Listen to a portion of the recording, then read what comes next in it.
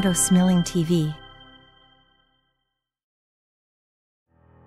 Salut à tous, bienvenue sur Odo Smiling TV. Ici, je vous parle d'actualité, du showbiz et des célébrités. Notre sujet d'aujourd'hui porte sur l'arrestation de M. Hervé Bobda. Depuis quelques semaines, M. Hervé Bobda fait la couverture de plusieurs pages sur les réseaux sociaux.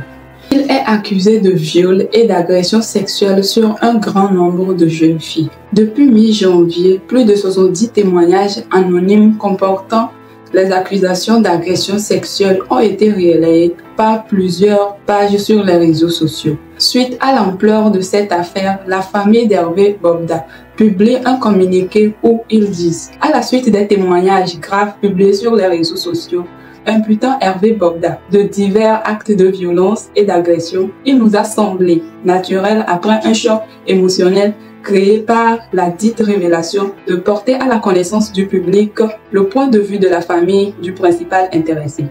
Notre démarche immédiate a été d'interpeller Hervé Bobda sur les accusations inimaginables dont il fait l'objet. Celui-ci a entièrement nié les faits qui lui ont été reprochés dans les témoignages anonymes actuellement publiés, en indiquant avoir déposé plainte par l'intermédiaire de ses avocats pour diffamation et cybercriminalité contre les auteurs des dites publications. Vu l'ampleur de cette affaire, la police nationale s'est saisie du dossier et M. Hervé Bobda a été mis aux arrêts dans la nuit du 31 janvier 2024 dans un motel en compagnie d'une jeune fille de 21 ans. Il était accompagné d'une jeune dame de 21 ans et donc c'est un ami qui l'a logé dans le dit motel au quartier Bonabéry à Douala. Ils sont donc tous les trois retenus à la police judiciaire de Bonanjo. Quand je dis tous les trois, il s'agit bien entendu de M. Hervé Bobda, la jeune dame de 21 ans et l'ami qui l'a logé dans le dit motel. Autre chose, c'est que nous savons que plusieurs plaintes ont été déposées contre le sieur Bobda par plusieurs plaignants et plaignantes, parce que, comme vous le savez, il est accusé autant par les hommes que par les femmes de sévices sexuels. Donc nous continuons à travailler sur ce sujet-là et nous allons vous donner au fur et à mesure des informations sur cette affaire. Avec l'arrestation de M. Hervé Bobda, c'est une occasion pour ces victimes d'aller porter plainte. Car ça ne sert à rien de monter dans les lives TikTok, d'aller faire ces témoignages auprès des influenceurs.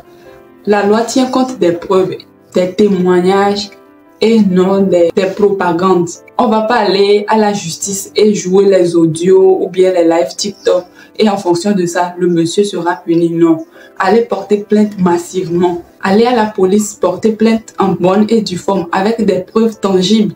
Si les échanges d'SMS avec ce monsieur ou évoquer les hôtels où vous êtes allé, vous pouvez vous rapprocher de ces hôtels avec l'aide de la police pour regarder dans le registre les visites, le jour que vous êtes venu, la date, l'heure et tout.